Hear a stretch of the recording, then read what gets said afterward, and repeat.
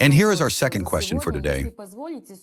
If you will allow me, I will return again to the theme of preserving historical memory and how grateful Europe remembers history. It is difficult to get used to the fact that our allies have forgotten how the Red Army liberated them from Nazism and about those sacrifices which our people sustained. As far as I know, in the European Parliament, on the eve of International Holocaust Remembrance Day, the President of the European Commission, Ursula von der Leyen, and the EU High Representative for Foreign Affairs and Security Policy, Kaja Kallas, spoke. And they did not mention by a single word who liberated Europe and how. How could you comment on this? Thank you.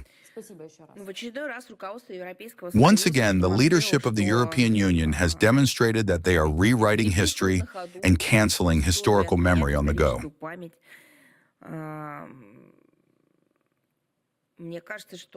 I think they have been engaged in this for many years. This is just their latest, so to speak, show. In her statement in the context of the 81st anniversary of the liberation of the death camp Auschwitz-Birkenau, the President of the European Commission, Ursula von der Leyen, mentioned the 6 million victims of the Holocaust, as she said, women, men, children of Jewish origin, as well as other innocent victims of the Nazi regime. She did not say a word about those who broke the backbone of the Third Reich and its machine for the extermination of people created in the center of Europe, who stopped it and then destroyed it. What we see is simply the banning, the tabooing of this topic. She, I mean Ursula von der Leyen, preferred to focus, apparently from the word focus in the context of a certain manipulation, rather than the meaning of concentration on something. She preferred to focus on her understanding of the distortion of the history, particularly in the context of the Holocaust, which is allegedly being used to sow division in European society. And here is the quote, "Downplay the gravity of the crimes and incite anti-Semitism." Now they are citing a certain alarming rise in anti-Semitism across Europe, and it does indeed exist.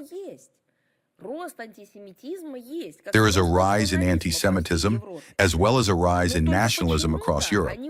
But for some reason, they are linking it to Holocaust Remembrance Day. It is completely incomprehensible.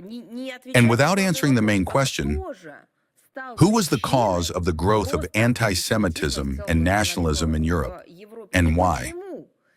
It is they, the leadership of all these Brussels institutions, who destroyed the history, the common history of Europe, who began to set people against one another, to spread all kinds of heresy, first and foremost about the history of the Second World War. Everything that Ursula von der Leyen utters in this case can be called nothing other than cynical lies and manipulation.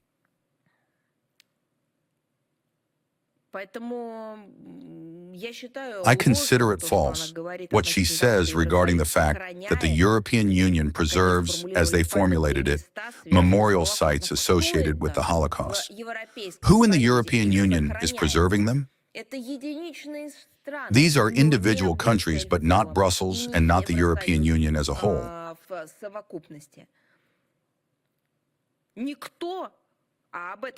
Ursula von der Leyen spoke about how the European Union allegedly raises awareness of memorial sites dedicated to the Holocaust among the population. Nothing of the kind. Perhaps these are plaques or modern memorial complexes being presented as cultural objects.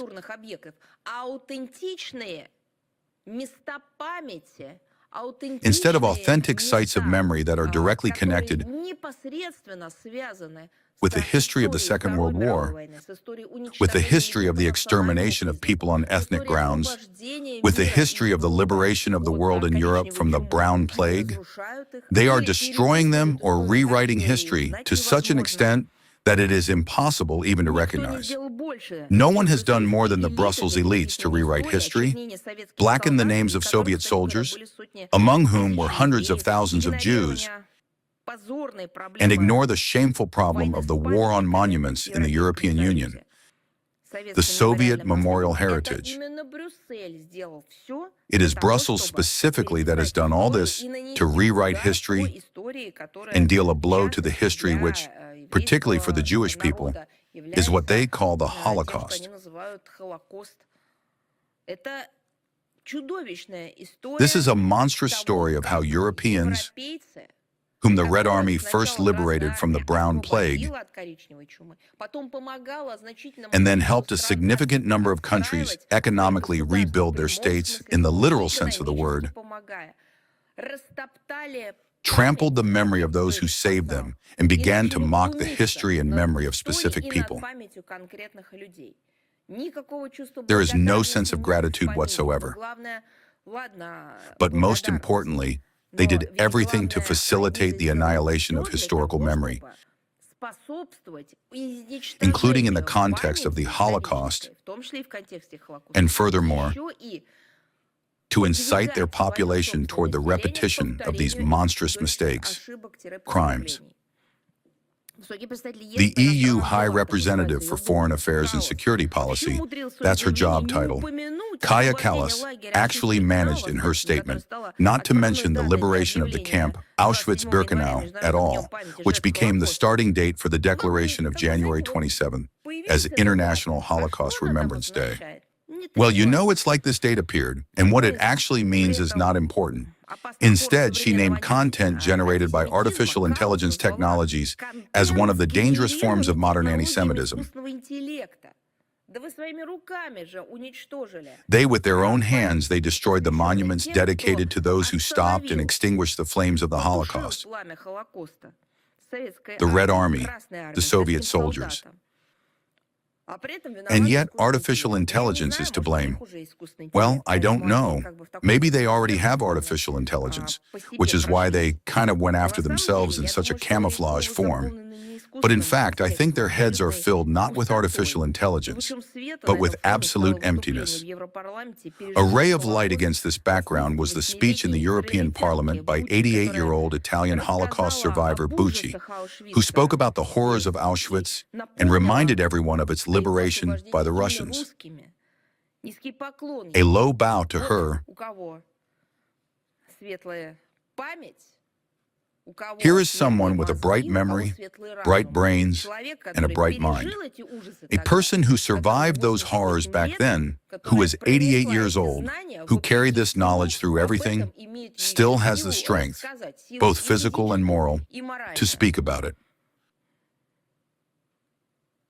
But the most interesting thing is that when this event was described on the European Parliament's portal, this particular fragment was, so to speak, omitted. They didn't see it. They censor even the victims of the Holocaust. They do not let them have a word. And when those people nevertheless break through to the microphones with real memory, it is all cut out, including from the website. Remember how, well, essentially, this happened recently with an Italian media outlet that first requested an interview with Lavrov, then cut it down to some kind of snippet, leaving, I don't know, 5% or 10%. First, they said there was no room in the newspaper. When we said, well, okay, if there's no room in the newspaper, if there's a paper shortage in Italy, then publish it in full on your publication's website. And then they said there wasn't even room on the website.